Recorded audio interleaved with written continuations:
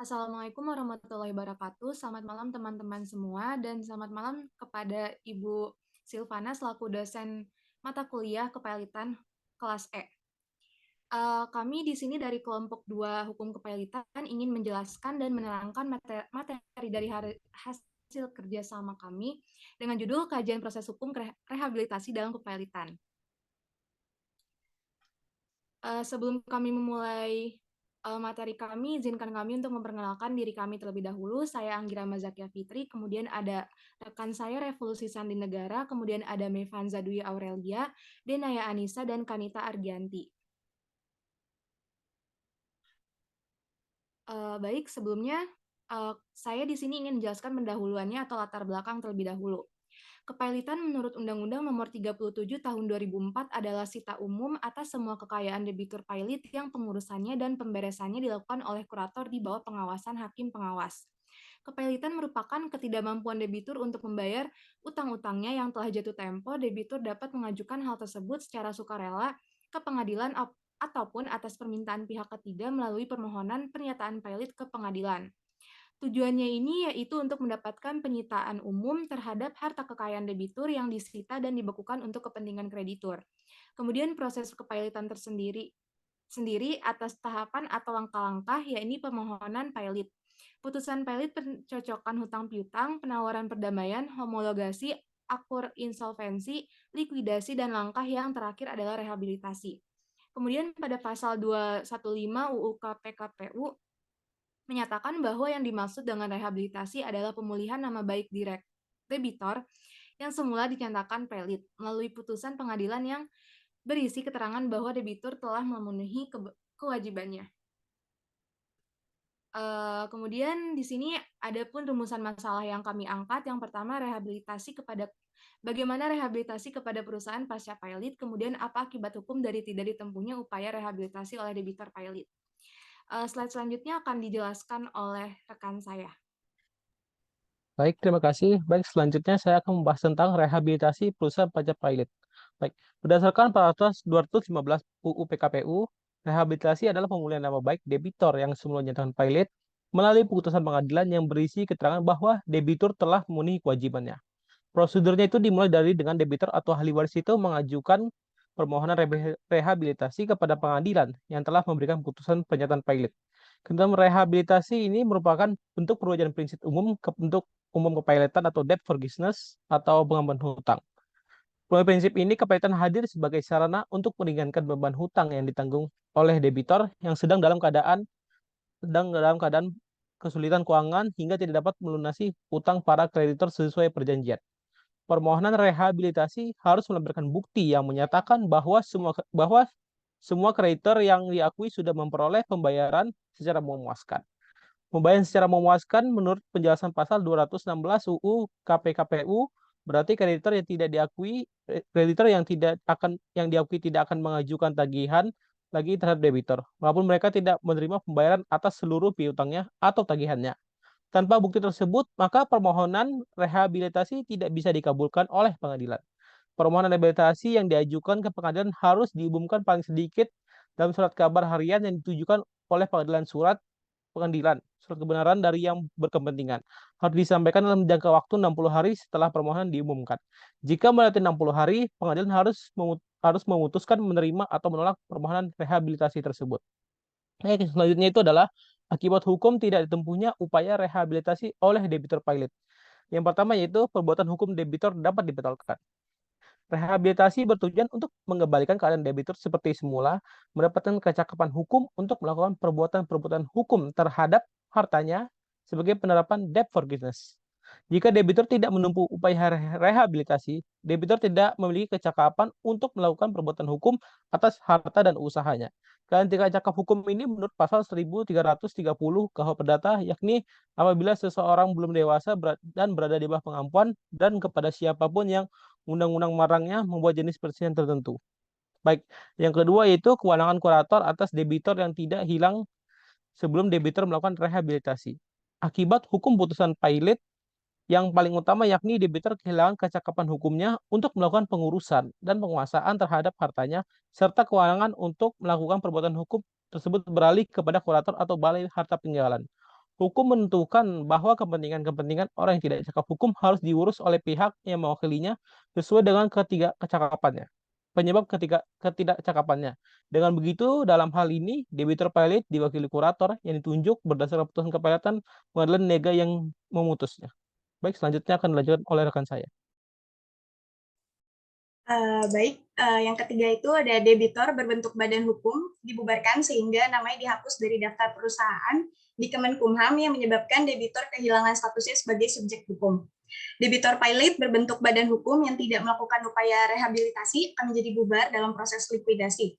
Setiap debitur berbentuk badan hukum memiliki perbedaan dalam pembubarannya dikarenakan terdapat perbedaan kedudukan debitor berbentuk badan hukum tersebut. Pembubaran debitor pilot berbentuk badan hukum berarti bahwa nama perusahaan tersebut akan dihapus dari daftar perusahaan di Kemenkumham. Hal ini diatur dalam pasal 26 Undang-Undang Nomor 3 Tahun 1982 tentang wajib daftar perusahaan yang menyebutkan bahwa daftar perusahaan hapus dengan salah satu alasan apabila perusahaan tersebut menghentikan segala kegiatan usahanya. Perusahaan berbentuk badan hukum yang dihapus dari daftar perusahaan dianggap bahwa perusahaan tersebut tidak ada dan tidak dapat melakukan perbuatan hukum atas nama perusahaan karena bukan lagi subjek hukum yang dapat melakukan perbuatan hukum yang diikuti oleh hak dan kewajiban. Yang keempat, kurator kehilangan haknya atas debitor karena debitur kehilangan statusnya sebagai subjek hukum. Dengan debitur berbentuk badan hukum yang tidak melakukan upaya rehabilitasi, maka perusahaan tersebut dihapus dari daftar perusahaan Kemenkumham, serta dianggap perusahaan tersebut kehilangan statusnya sebagai subjek hukum yang dapat dikenai hak dan kewajiban. Sehingga perusahaan berbadan hukum tersebut tidak bisa lagi melakukan perbuatan-perbuatan hukum atas nama perusahaan tersebut. Dengan begitu, kurator yang ditunjuk melalui putusan pengadilan niaga tersebut kehilangan hak untuk mewakili debitur dalam melakukan perbuatan hukum terdapat harta dan perusahaannya. Subjek hukum yang tergolong tidak cakap tidak dapat melakukan perbuatan hukum, dan kecakapan tersebut beralih pada pengampu atau walinya yang akan melakukan perbuatan hukum untuk dirinya. Jika debitur yang telah diputus pilot kemudian dibubarkan tidak lagi dianggap sebagai subjek hukum, maka kurator tidak lagi memiliki kewenangan terhadap debitor. Baik, untuk contoh kasus yang pertama yaitu dari PT Batavia Air, di mana PT Batavia Air ini dinyatakan pilot. Ia menjelaskan force majeure membuat Batavia Air tidak bisa membayar hutangnya.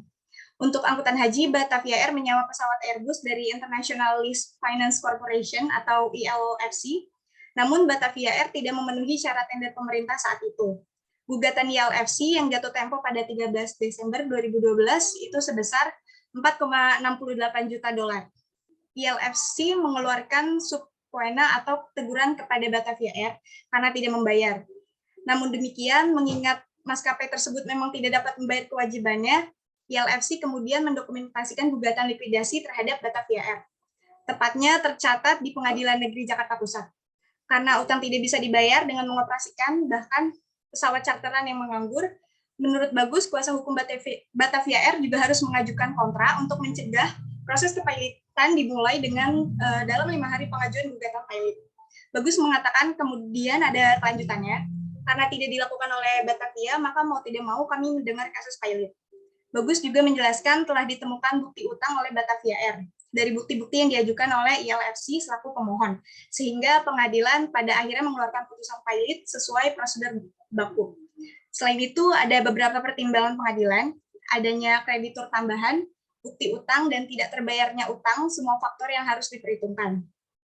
Analisis dari kelompok kami terhadap kasus PT Batavia Air ini ialah bahwa seharusnya PT Batavia Air ini dapat mengajukan rehabilitasi dalam rangka untuk memulihkan kembali nama baik mereka. Hal ini tercantum dalam pasal 215 Undang-Undang Kepailitan PKPU. Namun pada dasarnya rehabilitasi juga harus memerlukan prinsip umumnya yaitu debt of forgiveness. Prinsip ini merupakan prinsip pengampunan utang yang memungkinkan pemberian awal baru bagi debitor pilot untuk memulai usahanya tanpa ada beban dari utang-utang terdahulu.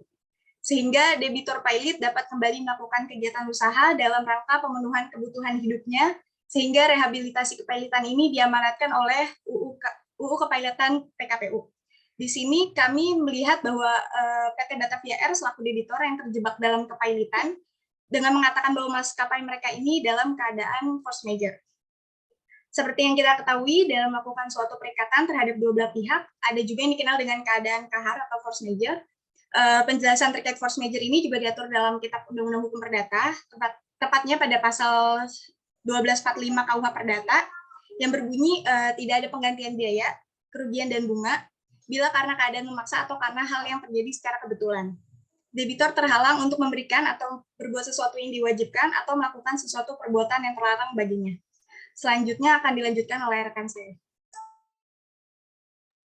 Baik, untuk selanjutnya, berdasarkan bunyi pasal 1245 KUH Perdata tersebut, jika dihubungkan dengan PKPU, maka debitur dapat mengajukan permohonan rehabilitasi terhadap kreditur dikarenakan ada keadaan yang menghalangi kewajiban debitur terhadap kreditur.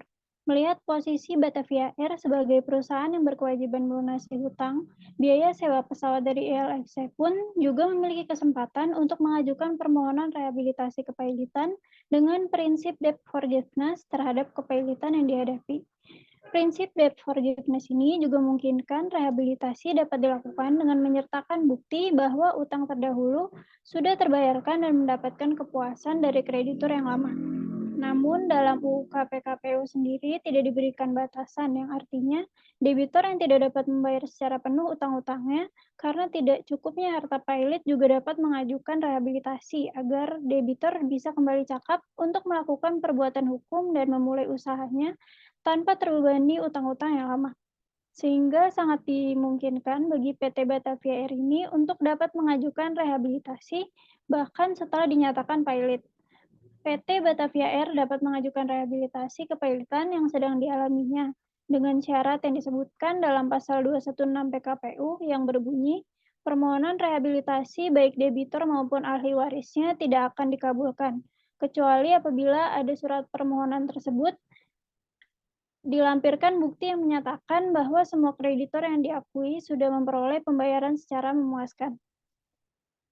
Berdasarkan bunyi pasal 216 UU PKPU tersebut, PT Batavia Air ini harus terlebih dahulu dapat membayarkan kewajibannya kepada ILFC.